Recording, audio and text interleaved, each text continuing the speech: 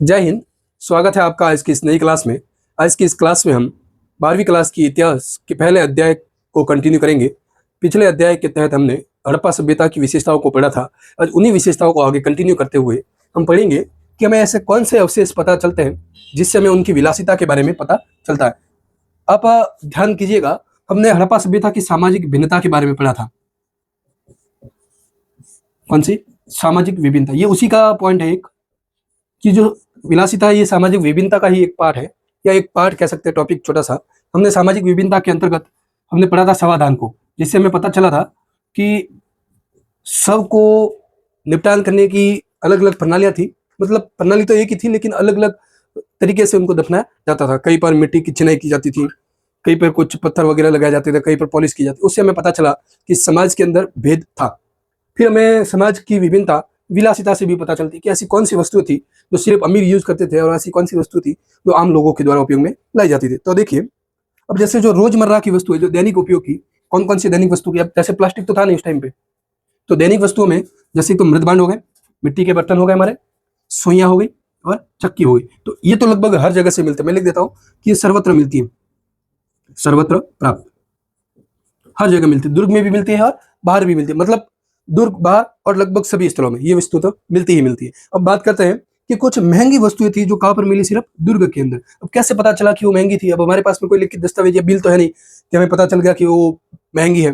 कैसा पता चला? एक तो वो दुर्लभ है, मतलब वो सिर्फ कहां पर मिली है? महल में, और वो भी गिने चुने स्थलों में, हर जगह नहीं। इससे भी हमें पता चलता है कि वो महंगी रही होगी। या फिर जटिल तकनीक से निर्मित। जटिल तकनीक मतलब उनको बनाने की तकनीक बहुत ही जटिल है, बहुत ही मुश्किल से बनाया जाता है। जैसे मिट्टी से पॉलिश करके उसको पकाना, उसके ऊपर घिस घिस के पॉलिश करना, चमकदार बनाना, फिर उसके ऊपर मीनाकारी करना। तो अलग अलग प्रकार की पद्धतियां थी। और एक और भी तरीका था जिससे पता चलता है कि ये वस्तु महंगी थी। स्थानीय स्तर पर अनुपलब्ध सामग्री से निर्मित।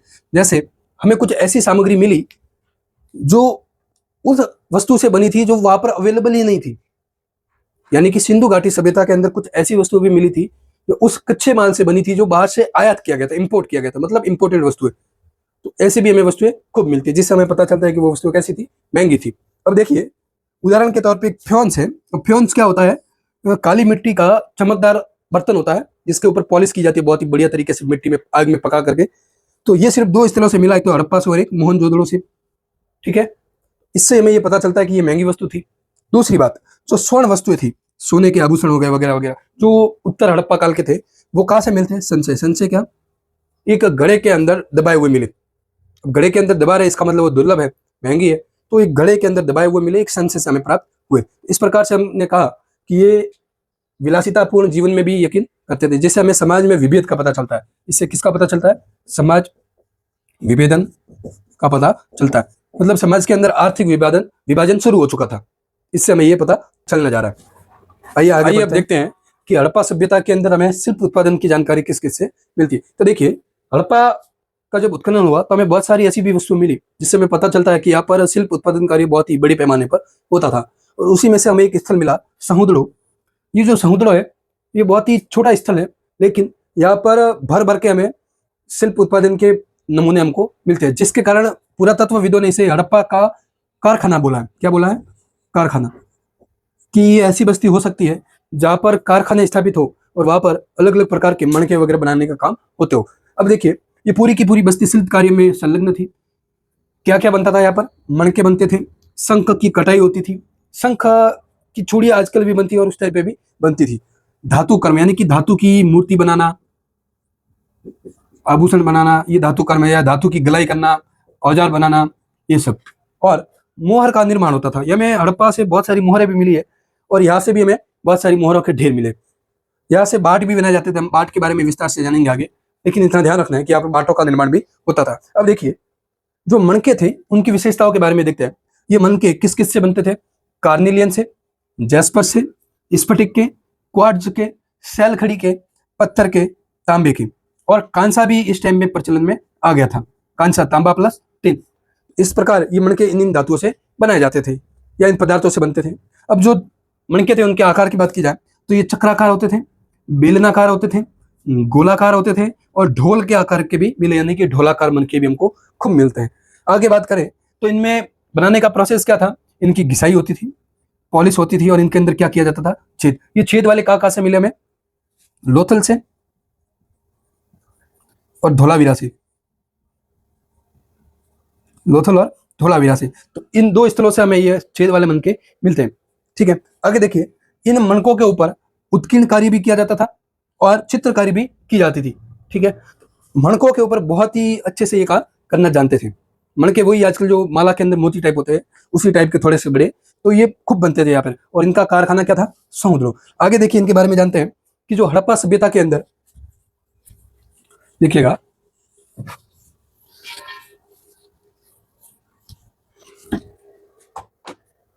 जो नागेश्वर स्थल है, एक तो नागेश्वर प्लस बालाकोट, यहां से हमें शंख से चूड़ी बनाने के अवशेष मिले, शंख से चूड़ी बनाने के। अब एक बात ध्यान और रखिएगा, ये दोनों ही स्थल समुद्र किनारे कहां पर है, जिस कारण से शंख आसानी से मिल जाते थे और शंख से क्या बनाते थे, चूड़ी। तो ये दो स्थल आप ध्यान रखोगे, कौन कौन से, नागेश्वर और बालाकोट। ये एक समुद्र, समुद्र आपको स्पेशल याद करना है। शिल्प कार्य की उत्पादन की जानकारी हमें यहाँ से बहुत सारी मिलती है। आइए देखते हैं कि शिल्प उत्पादन के तहत हमें कैसे पता चलता है कि उत्पादन के केंद्र कौन कौन से थे। अभी जैसे हमने समुद्रों की बात की, तो हमें कैसे पता चला कि वो समुद्रों ही उत्पादन का प्रमुख केंद्र रहा या कारखाना रहा। तो देखिए, कुछ इसके अवशेष या अनुमान लगाया हमने। एक तो हमें यहाँ से कच्चा माल मिलता है, और कच्चे माल में क्या मिला हमको, प्रस्तर के पिंड मिले, यानी कि पत्थर के पिंड, छोटे छोटे टुकड़े। शंख मिले, तांबा मिला, तांबा अयस्क यानी कि तांबा अयस्क मिला, कच्चा माल, इनके ढेर मिले हमके। तो हमें ढेर मिला, इसके कारण हमने कहा कि ये कारखाने हो सकते हैं, क्योंकि कच्चा माल है तो उससे नया माल बनाने की तैयारी हो रही होगी। हमें औजार मिलते हैं उसी जगह पर। कूड़ा करकट मिलता है, कूड़ा करकट मतलब जैसे तांबा अयस्क है, तो इससे तांबा क्या था, जो इससे अशुद्ध वस्तु बचेगी, जो अशुद्ध वस्तु बचेगी उसी को क्या कहेंगे, कूड़ा करकट। और अपूर्ण वस्तु जो अभी तक पूरी तरह से निर्मित नहीं हुई है, वो भी वहां से मिलती है। इस प्रकार से बहुत सारे ढेर मिलते हैं समुद्रों से या बहुत अलग अलग स्थलों से। तो हम ये कह सकते हैं कि हमें इस प्रकार से उत्पादन केंद्रों की जानकारी मिलती है। आपको ये छोटा सा प्रश्न पूछा जा सकता है। अब देखिए, वो माल कहाँ से प्राप्त करते थे, यानी कि कच्चा माल वो कहाँ से प्राप्त करते थे। अब देखिए, ये सभ्यता इतनी व्यवस्थित ढंग से स्थापित की गई थी कि यहाँ पर जितनी भी बस्तियां थी वो आवश्यकता अनुसार ही बसाई गई थी। जैसे कि जो कच्चे माल की प्राप्ति स्थल थे वहीं पर बस्तियां बसाई गई थी, जहां से कच्चा माल मिल रहा है वहीं पर बहुत सारी बस्तियां बसाई गई थी। अब कौन कौन सी थी, जैसे कि बालाकोट और नागेश्वर अभी हमने पढ़ा, जहां से क्या मिल रहा है, शंख मिल रहा है। सोरतगुई जो अफगानिस्तान में है, यहाँ से क्या मिल रहा है, लाजवर्क, ये एक लाल कलर का मोती टाइप पत्थर आता है। लोथल से, लोथल कहाँ पर स्थापित किया गया, जहां पर ये केंद्र पास पास में थे, कार्निलियन के केंद्र, सेलखड़ी के केंद्र और धातु के, जो राजस्थान से आती थी। अब देखिए, राजस्थान से क्या आती थी, खेतड़ी, जो राजस्थान के अंदर मैं लिख देता हूँ, ये राजस्थान में है खेतड़ी। आज भी यहाँ से तांबे का उत्पादन होता है और सदियों से यहाँ पर तांबे का उत्पादन हो रहा है। यहाँ से हमें तांबा मंगाया जाता था सिंधु घाटी सभ्यता में, और यही पर कौन सी सभ्यता थी, गणेश्वर और जोधपुरा संस्कृति। लेकिन ध्यान रखना, ये जो थी ना, ये हड़प्पा सभ्यता से अलग थी। यहाँ की जो मृदभांड संस्कृति थी, मैं ये लिख देता हूँ, मृदभांड संस्कृति हड़प्पा से अलग, यानी कि ये सभ्यता पूरी तरह से हड़प्पा से अलग थी। इसका कोई भी हड़प्पा से लेना देना नहीं था। ये सिर्फ क्या निर्यात करते थे, तांबा। और सोना जो है, मैं लिख देता हूँ, सोना ये कहां से मिलता था, दक्षिण भारत से। आज भी दक्षिण भारत में ही सोना मिलता है। आपने केजीएफ मूवी देखी होगी, आज तो उत्पादन उसमें बंद है, लेकिन सोना वहीं से आता था, दक्षिण भारत से। तो इस प्रकार से हमें उत्पादन केंद्रों की जानकारी प्राप्त होती है। और क्या प्राप्त होते हैं, जहां से माल प्राप्त किया जाता था, कच्चे माल की प्राप्ति कहाँ से हो रही, उसके बारे में हमने देखा। आइए अब जानते हैं कि हड़प्पाई वासियों का सुदूर क्षेत्रों के साथ किन किन देशों में संपर्क था, या कौन कौन सी संस्कृति के साथ इनका संपर्क था। तो देखिए, एक हमें ओमान की जानकारी मिलती है, ये ईरान में पड़ता है, ओमान।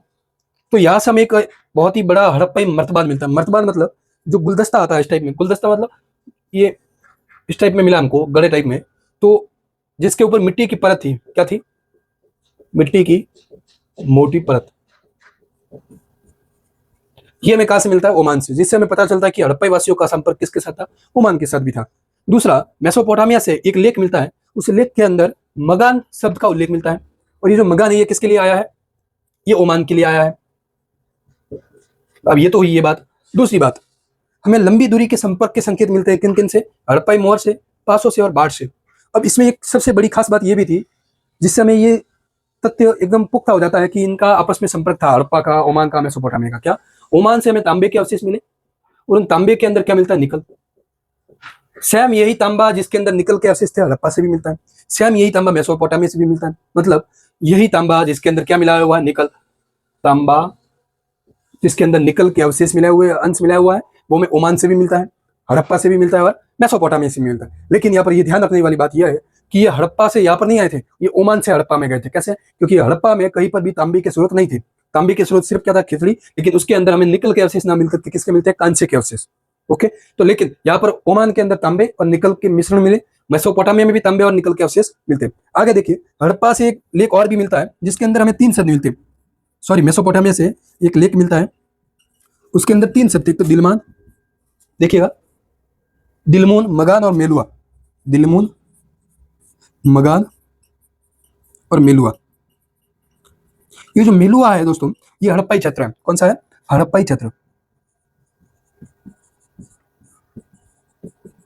जिसमें लिखा है कि यहाँ से हमें क्वार्टजाइट मंगाते थे, कार्निलियन मंगाते थे, लाजवाब मणके, लकड़ी से बनी हुई वस्तुएं मंगाते थे। और इसको जो है ना मेलुआ, इसको कहा है इन्होंने नाविकों का देश। क्या कहा है? नाविकों का देश। और तो और ये नाविकों का देश तो कहा ही है, हमें इसके साक्ष्य हड़प्पा की मोहरों पर भी मिलते हैं। लिखते हैं यहाँ पर कि हड़प्पा की मोहरों पर नाव के चित्रण। तो इस प्रकार से ये साक्ष्य पुख्ता हो जाते हैं कि ये मेलुआ और कोई नहीं था, क्या था? हड़प्पाई क्षेत्र। जहां से ये क्या मंगाते थे? लाजवर्त, मणके, लकड़ी की वस्तुएं।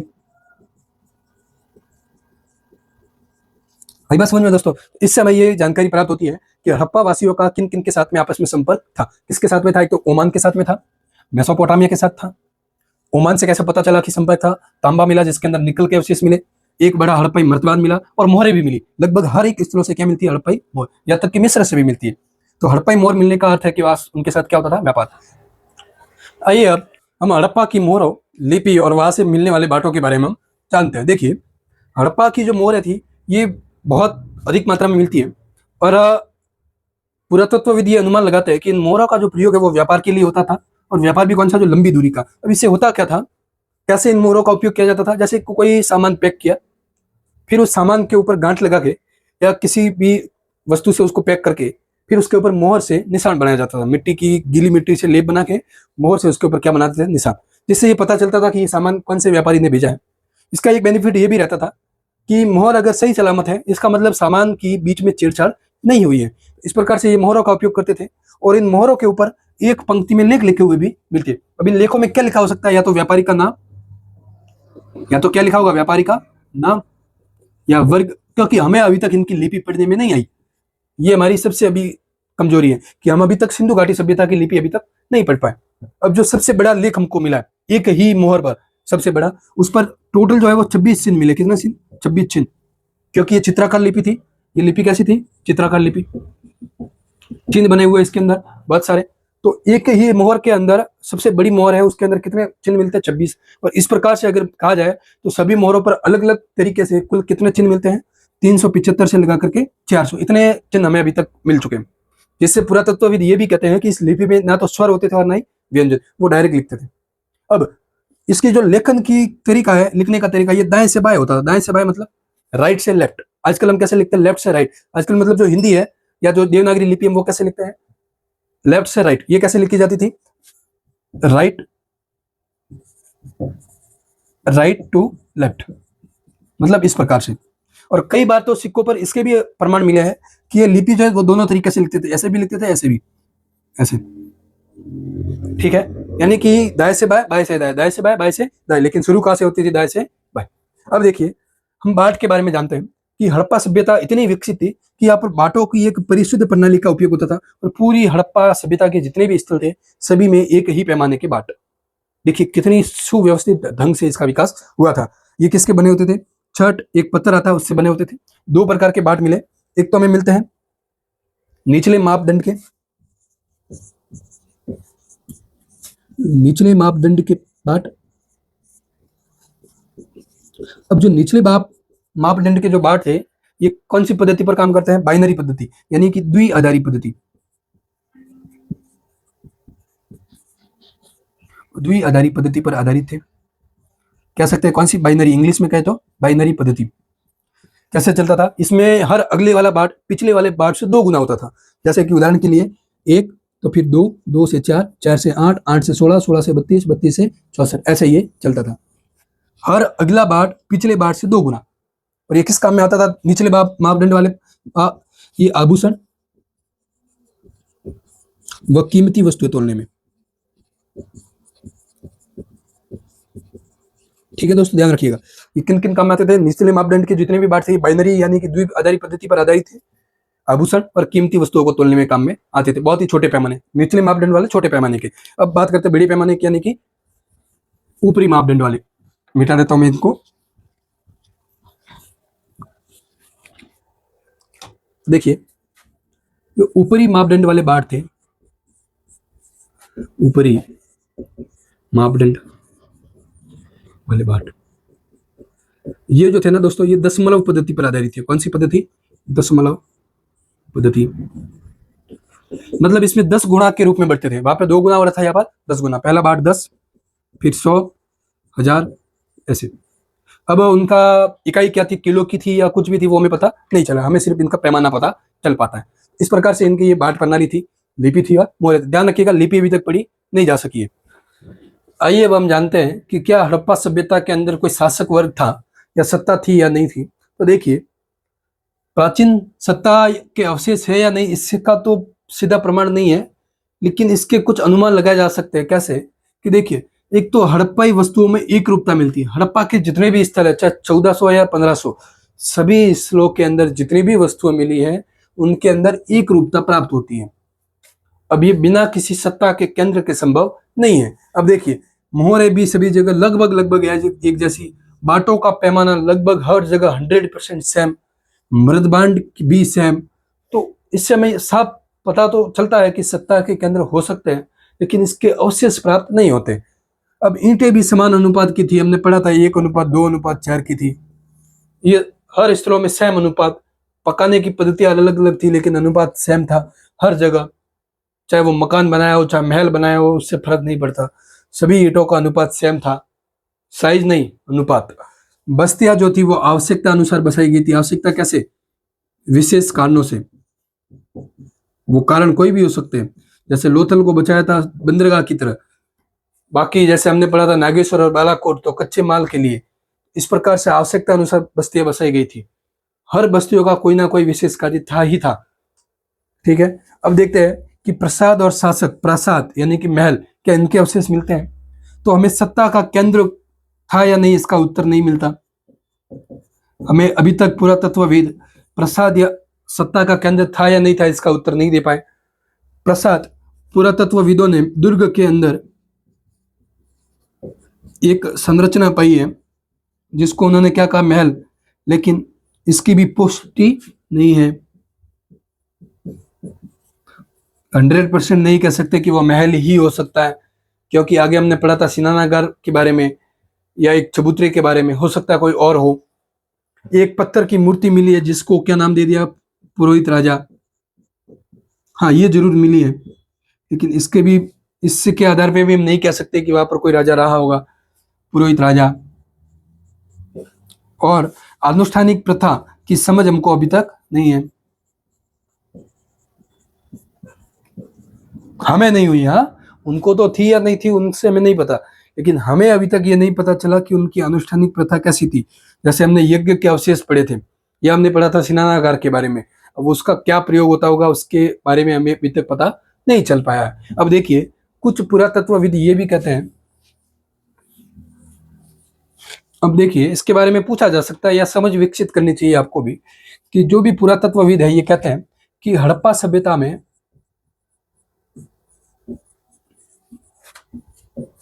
सामाजिक समानता थी।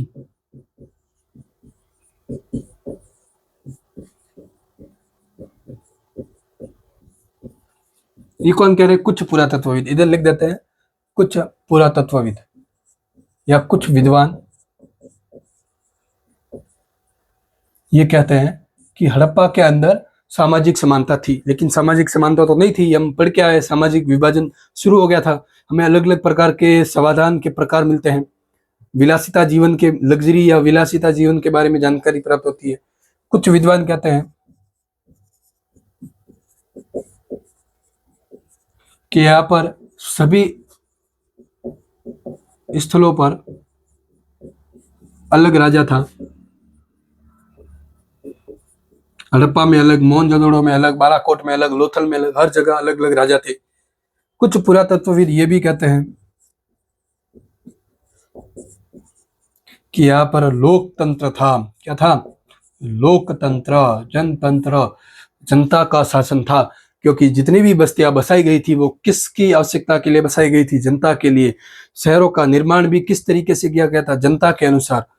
शहरों के अंदर व्यवस्था भी किस प्रकार से की गई थी? जनता के अनुसार। इस प्रकार से हम कह सकते हैं कि कुछ विद्वान, लगभग लगभग 70% विद्वान ये मानते हैं कि यहाँ पर क्या थी? लोकतंत्र। क्योंकि अभी तक हमें किसी भी एक सत्ता के केंद्र के अवशेष नहीं मिले, तो इससे हम कह सकते हैं कि हड़प्पा सभ्यता में लोकतंत्र हो सकता है, ये भी अनुमान है। ठीक है, तो आज के लिए इतना ही। आगे के चैप्टर को हम अगली वीडियो में पूरा करेंगे। तब तक के लिए जय हिंद, जय भारत।